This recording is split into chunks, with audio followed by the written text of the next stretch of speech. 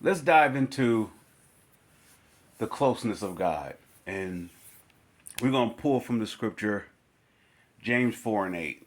Yeah, I believe it says, draw nigh to God and he will draw nigh to us. Cleanse your hands, ye sinners, and purify your hearts, ye double minded. Well, draw nigh to God is one direction.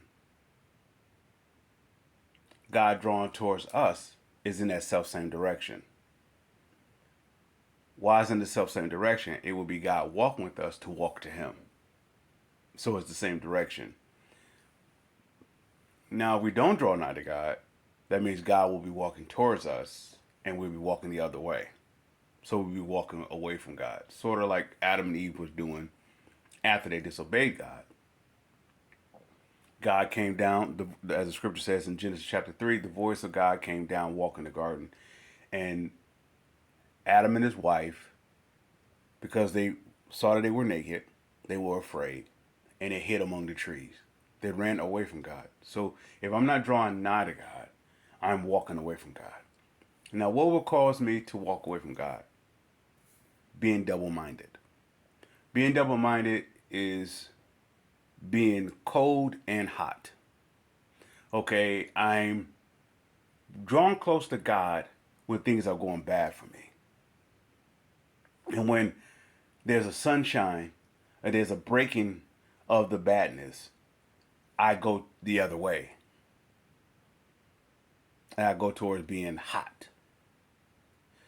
And in the midst of that, I find myself being in more trouble because I'm in some place where I'm not supposed to be, which is causing me to be unclean.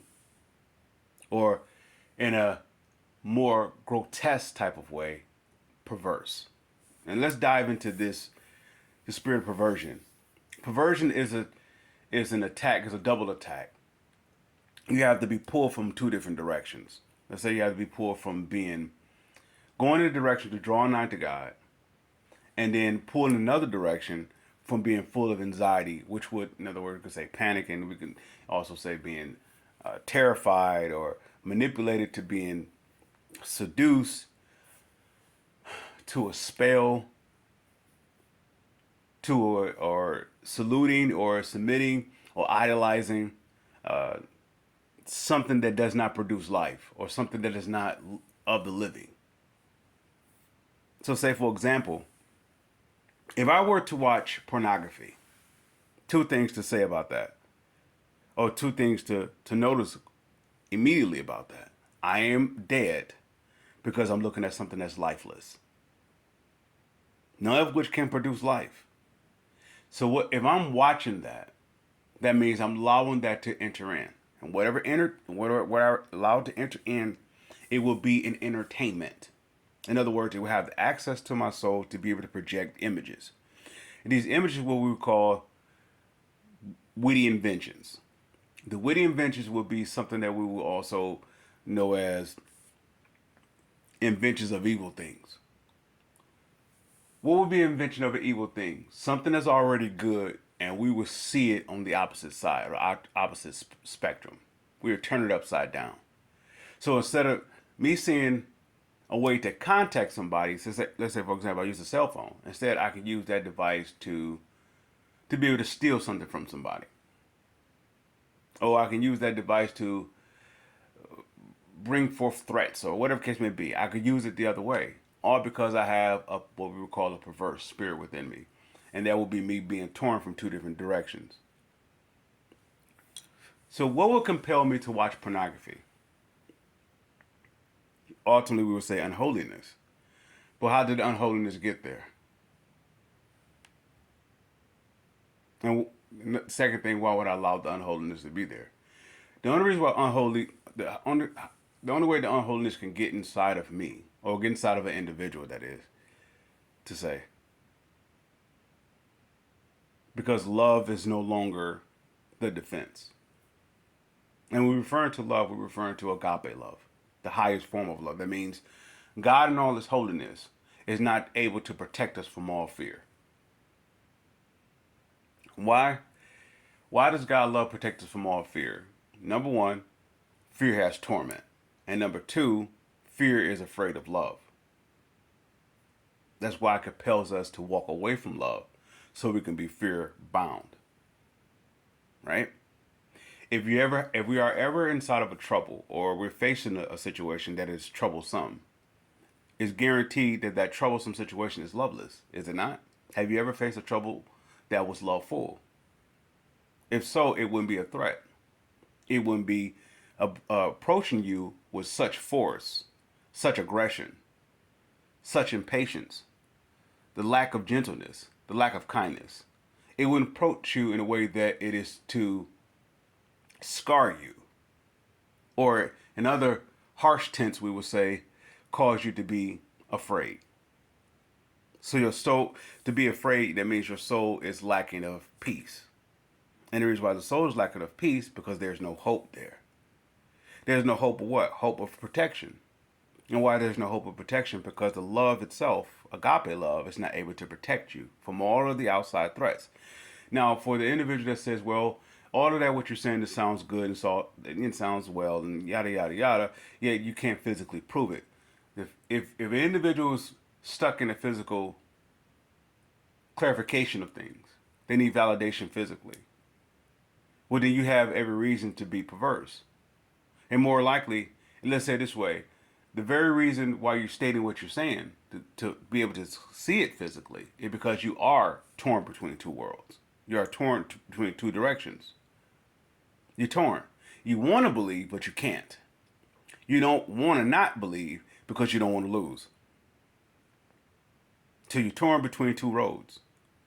And and the reason why you're torn between two roads, because there is no love there. Why isn't there no love there? How can love be with you when you don't draw closer to love?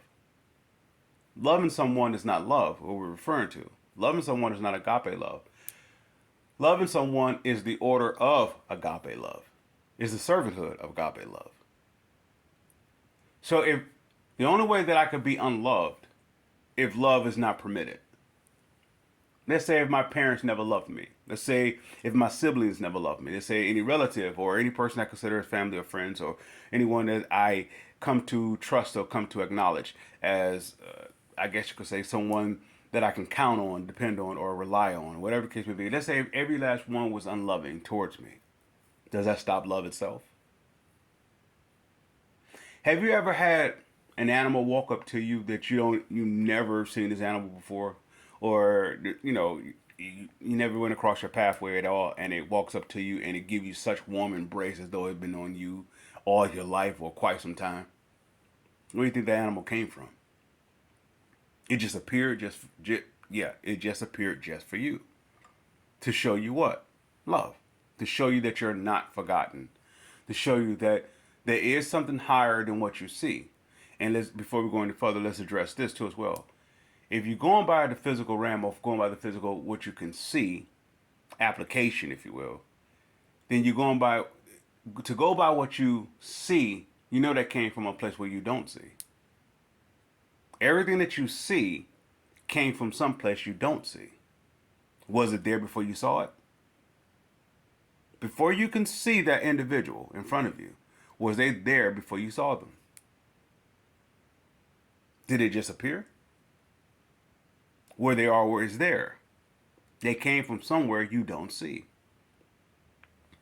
So with that being said, when we're speaking about perverseness or the spirit of perversion, how can I watch pornography, right? How can I commit adultery? How can I commit fornication? How can I even consider divorce? Perversion. I have to be torn between two worlds. I had to be torn between want to do what's right and being pulled to do what's wrong. What's the outcome of getting divorced? Starting over? Or getting away from the situation? Or a combination of both? So what is the guarantee that it would work out better than it has in the course of the marriage? What's the guarantee? Well, we'll roll the dice and say, well, it has to be better than what I'm dealing with now. So yeah, I'll take the chance of getting divorced. But why would you take the chance of getting divorced when you don't know the outcome? Remember, you're relying on what you physically can see. And you're basing it upon something that you can't see. So this is why God is against divorce. You're starting from the outside in versus the inside out. So why am I getting a divorce? Am I the cause of the divorce? Am I contributing towards the divorce? All right, let's skip off the divorce and let's go towards masturbation, if you will. Why would I masturbate? Because I'm perverse. You have to admit when it or if you want to say adultery, you want to say fornication, you want to say if you were to say getting anything of sexual immorality, you have to say it's pretty disturbing. And what are we saying? What we mean by saying is disturbing? We're saying that it has to be pretty. We have to be pretty much void of love, of agape love, the highest form. So in other words, we'll be stopping perfection to perfecting us from what? Away from fear, the spirit of fear. To even consider such as to gratify yourself, masturbation, that is. So what's the purpose of watching pornography or adult entertainment or being involved in the environment to inhabit that nature? So you can do what? Bring God's perfect will for your life to an end. Bringing God's perfect will to a life to an end, what does that mean? That means that you're inviting in death. So this will actually fulfill the scripture, the wages of sin is death. So the more that I walk away, so let's go here. What is sin? Sin is a loveless act. That's why it's only sin to the individual, because they know if God is telling them to do it or not to do it or not. But what would that mean if God is telling you not to do it or not? God is basing everything according towards His commandments. His commandments is 10. Let's say we go by the 10 commandments. And of course, when we were to go in Jesus' time, we would be saying we're going by 2 commandments, which is the fulfillment of the 10. But if we go with the 10, if we do the 10 commandments, how can you commit sin? Now we're not supposed to stop at the 10 commandments. The 10 commandments is preparing for something even greater. The 10 commandments is the introductory to love, but it's not the agape love. It's just a teacher. It's a schoolmaster. It's there to prepare us for the actual promise, which will be the perfect love of God. What is the perfect love of God? Something that will be so perfect it cannot fail, which will be the Holy Spirit. That will be God essentially giving you His Spirit so y'all can be one. One in what? One in the natural realm or one in the spiritual realm? One in the spiritual realm. So if I'm in oneness with God, how can anything go wrong with me? Everything that He would say, I would say. Everything He would do, I would do. How He is, I would be. How can anything go wrong? But the only reason why I can go wrong, love is not permitted. So that means I would stop. I wouldn't even consider doing the commandments. So, or I'm going to break one of the commandments. If I break one of the commandments, I broke them all. Let's say if I were to steal, I'm automatically going to kill. Or I'm going to commit adultery.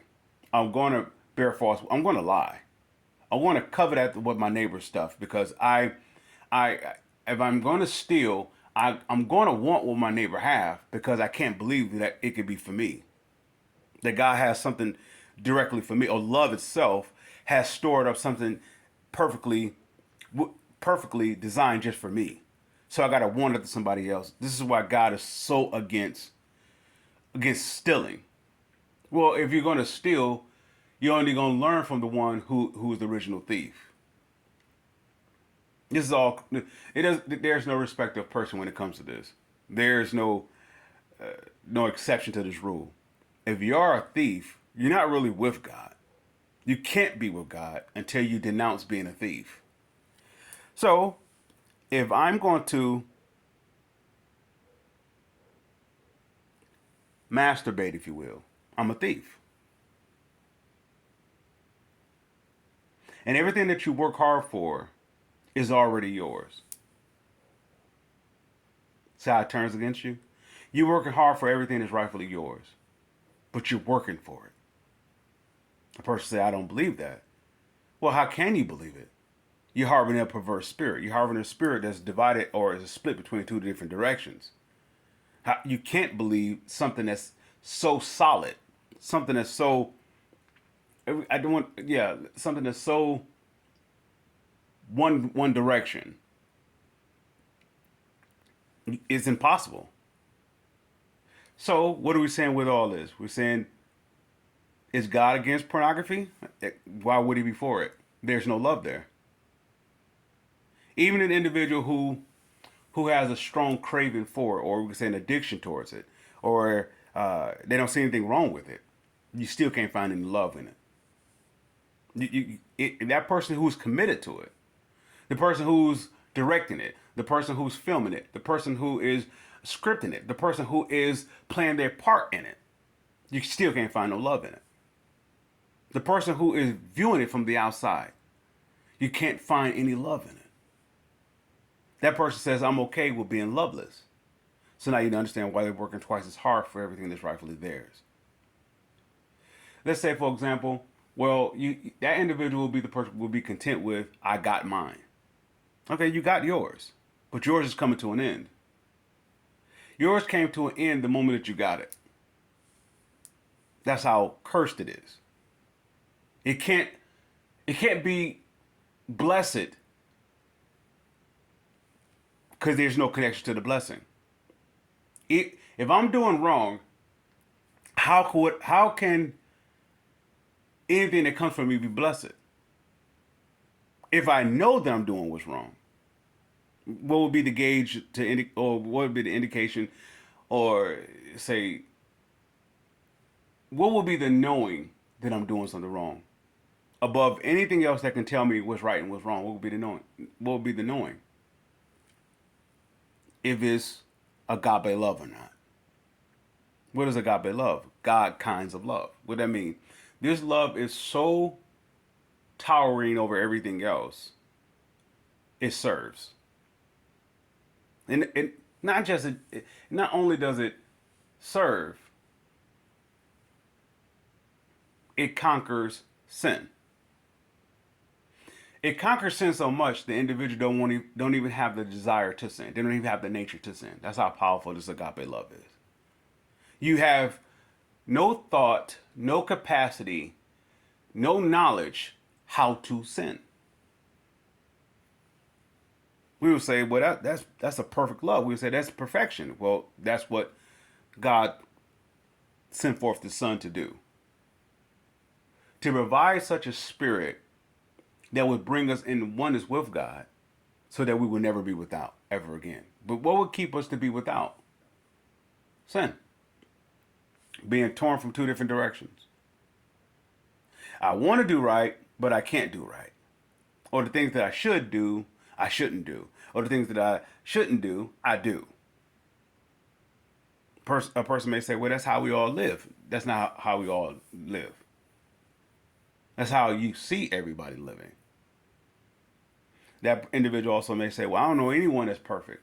Well, then why don't you step up to be the perfection? You could change the world.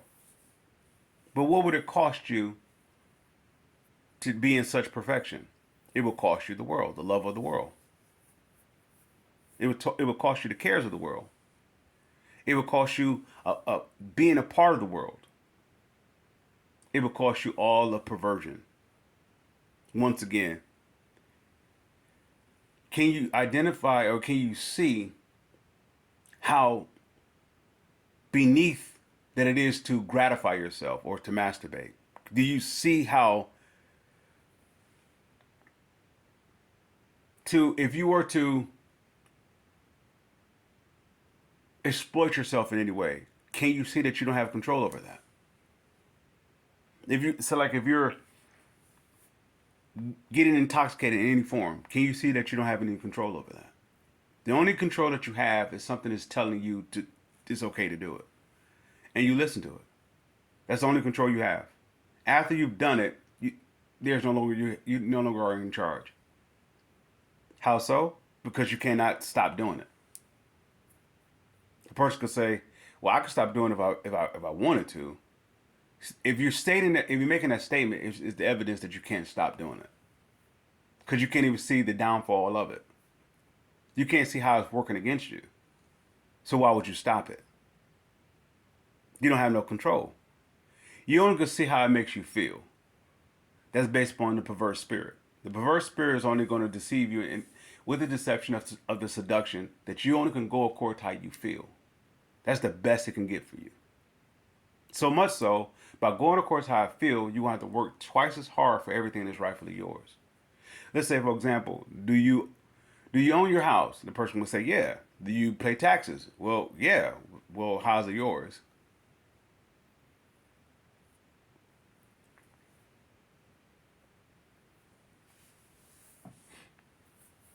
If you work in a 9 to 5 job, you're paying someone who's above you, even though they considerably there's someone beneath them or below them is paying you to pay them. Doesn't make much sense, does it? Nor does masturbation. That's all that can come from it. It's just a momentary stint that it will have you to believe that you're greater than love.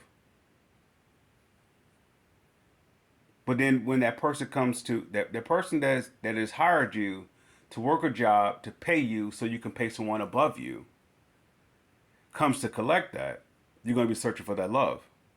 So you got to work twice as hard to make sure you get ahead of that individual. But the more you work twice as hard, the more they come to collect twice as much.